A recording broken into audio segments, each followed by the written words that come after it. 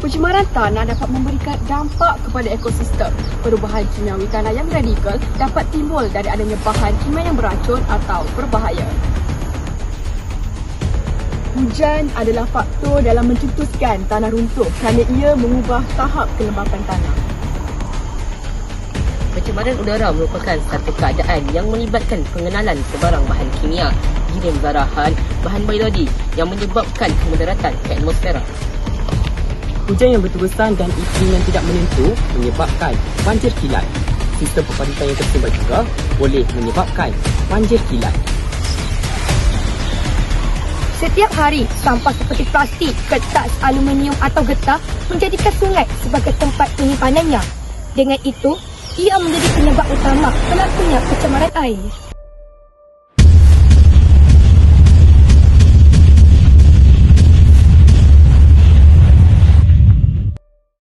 Namun, isu ini masih dipandang remeh oleh sesetengah rakyat Malaysia.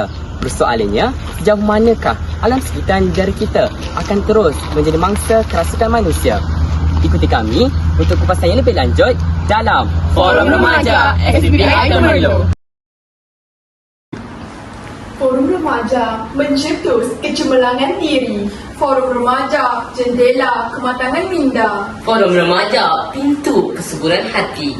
Forum Remaja membentuk insan disayangi. Forum Remaja, kunci revolusi masyarakat bermisi. Bismillahirrahmanirrahim. Alhamdulillahirrabbilalamin. Wassalatu wassalamu ala asyrafil anbiya'i wal mursalin wa ala alihi wa sahbihi ajma'in. Assalamualaikum warahmatullahi wabarakatuh. Salam ukhuwah, salam kasih sayang dan salam Malaysia Madani. Sekapit baja tabur-taburkan, benih padi akan bertemu. Semua kerja Tuan tangguhkan, bersama kami menambah ilmu. Warga dewan sekalian, bersyukur kita kepada Allah Subhanahu Wa Taala kerana dengan izin serta limpahan dan kurnia daripadanya dapat kita bersama lagi dalam gelanggang Forum Remaja. Bersama saya Nur Aina Maisara binti Syamsul Kamal ditemani 3 panel kita pada hari yang berbahagia ini. Topik kita pada hari ini ialah pencemaran alam sekitar.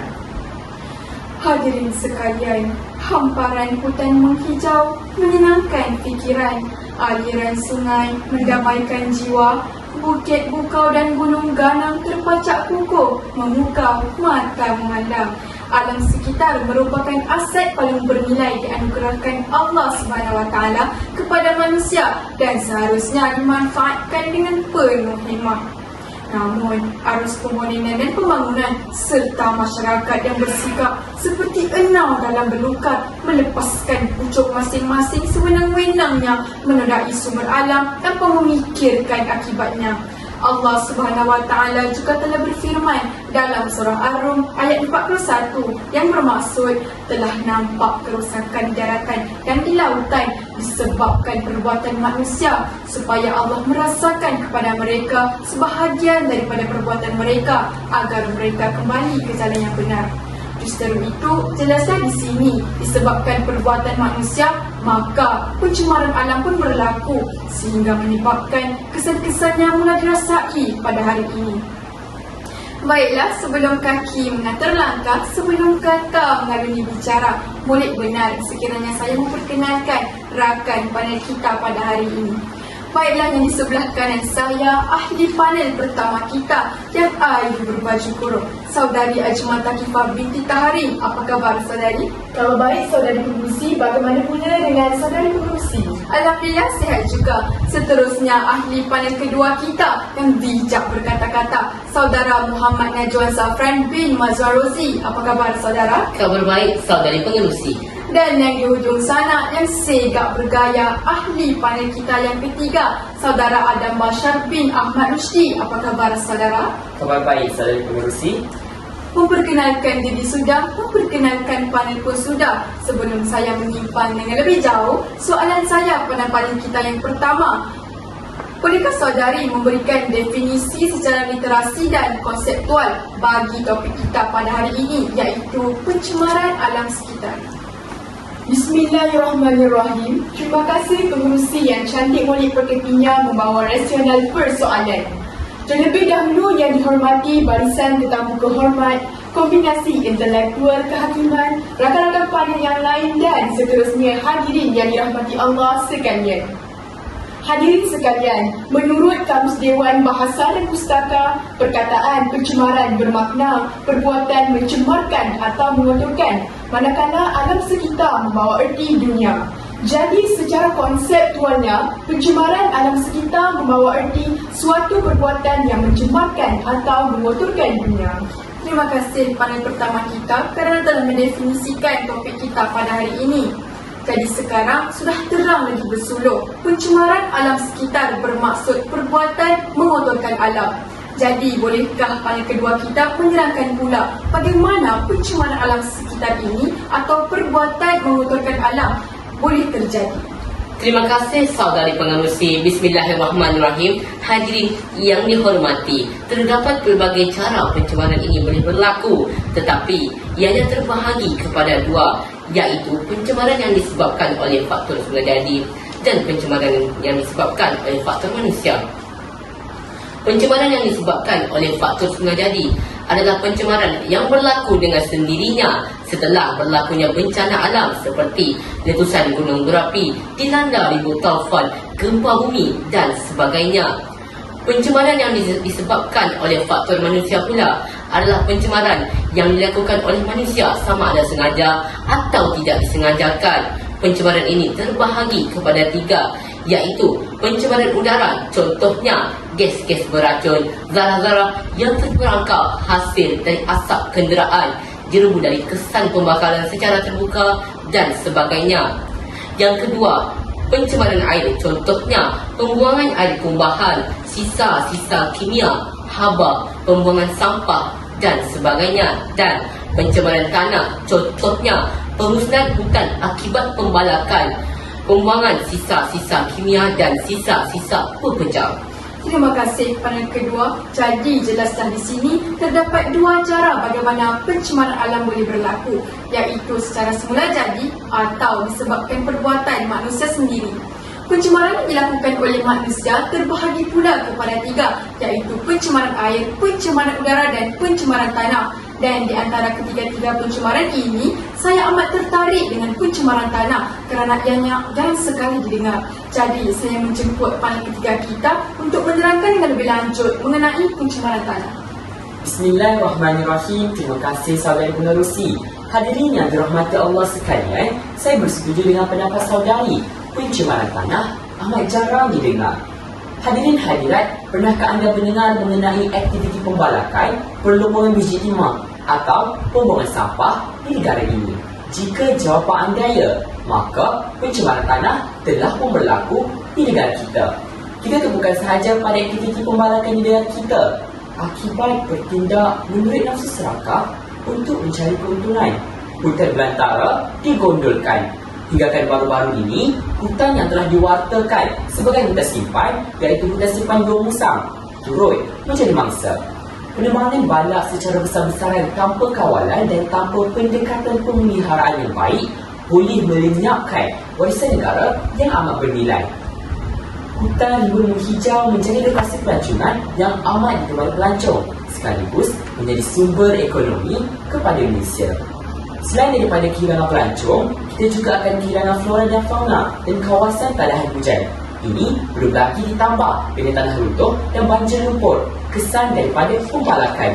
Contohnya, tragedi banjir lumpur di Janda Baik, tragedi tanah runtuh di Genting Highland dan beberapa lagi peristiwa yang telah mengorbankan banyak nyawa didapati berpunca daripada kealpaan manusia dalam menjaga alam sekitar.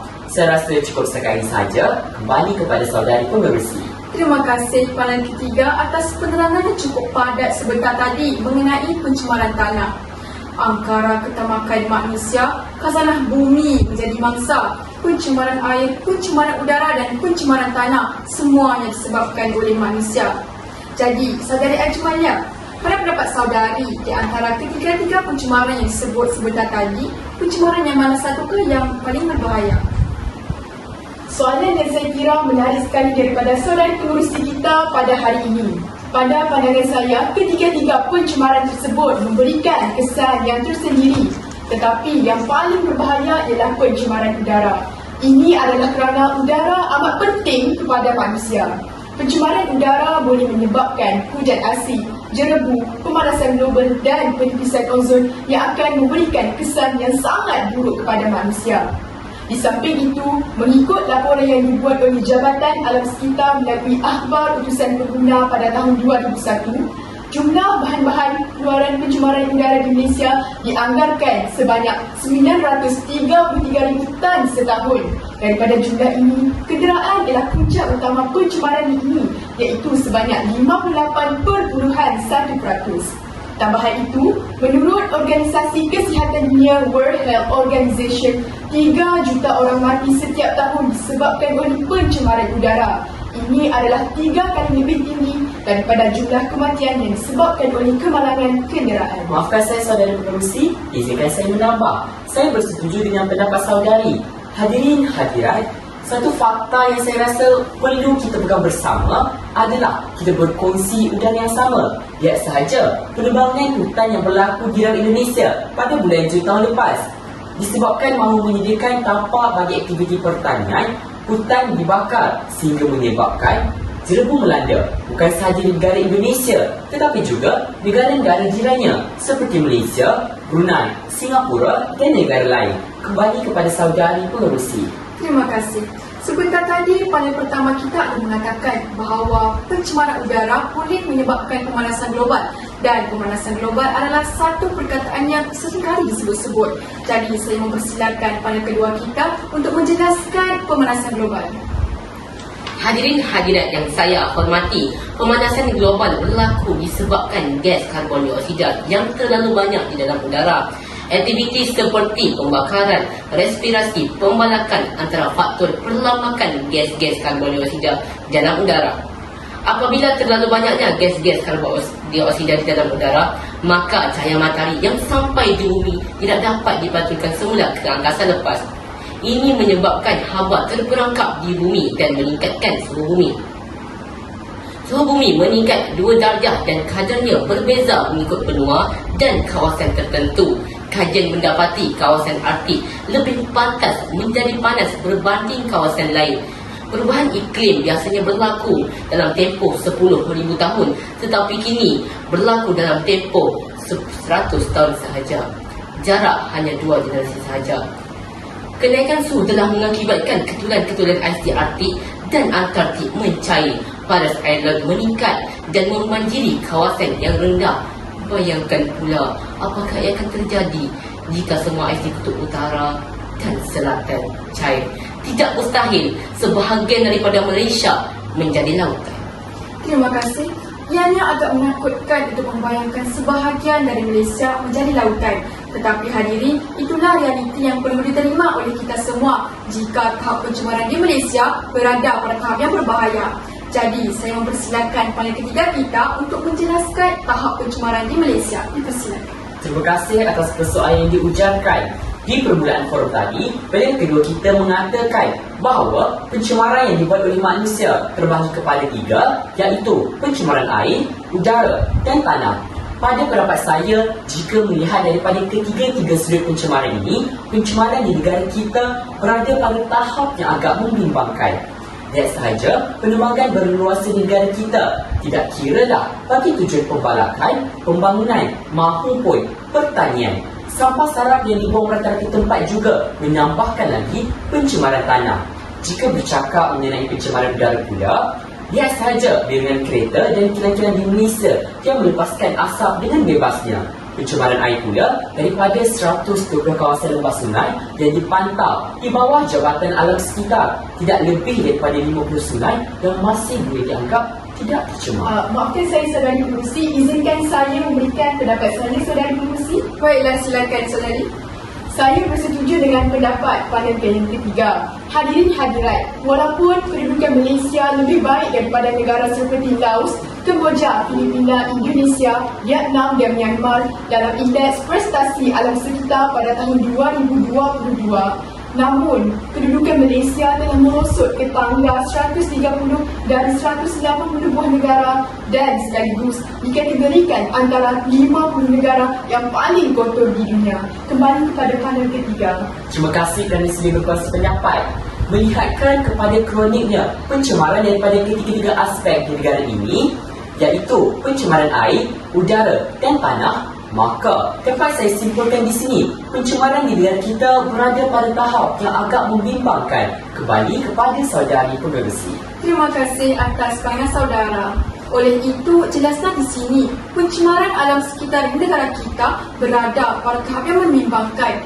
Persoalannya di sini, apakah faktor yang menyebabkan berlakunya pencemaran alam sekitar di Malaysia sehingga menyebabkan ianya berada pada tahap yang membimbangkan?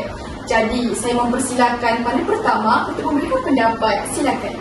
Saudari pengurusi, rakan-rakan panel dan sidang hadirin sekalian.